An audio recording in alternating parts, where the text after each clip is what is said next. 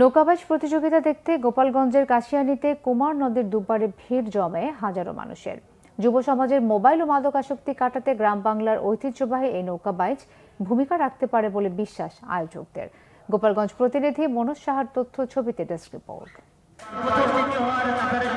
মাঝিমাল্লার সমবেত কণ্ঠে সারি গানের তালে দুর্বল গতিতে এগিয়ে যাচ্ছে বাইচের নৌকা।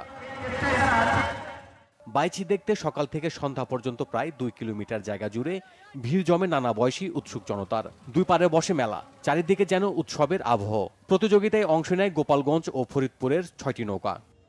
এই গ্রামের পরের গ্রাম থেকে অনেক দূর থেকে এসেছি, এখানে নৌকা বাইচ হয়, এটা প্রতি বছরই হয়, যাক এটা আনন্দের বিষয়। একদম নিরিবিলি সুষ্ঠু একটা ঐতিহ্যপূর্ণ একটা নৌকা বাইচ। আমরা সবাই বাচ্চা টাচ্চা সবাই আসছি, উপভোগ করছি। যুব সমাজকে মোবাইল ও মাদকাসক্তি থেকে বের করে আনতে দেশের সব জায়গায় এমন আয়োজন করা প্রয়োজন বলে মনে করেন আয়োজকরা।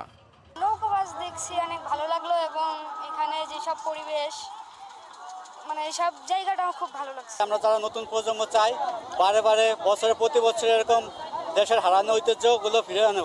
আমিও এসেছি, আমার সন্তানদেরও নিয়ে এসেছি, ওরা দেখবে, শিখবে, জানবে practically.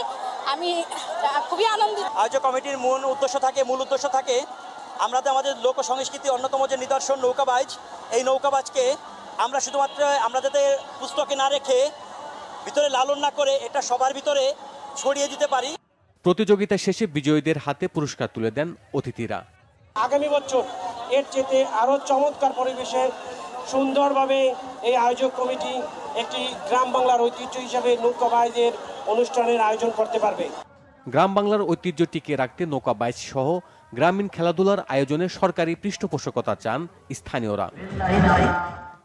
Bangla vision news desk.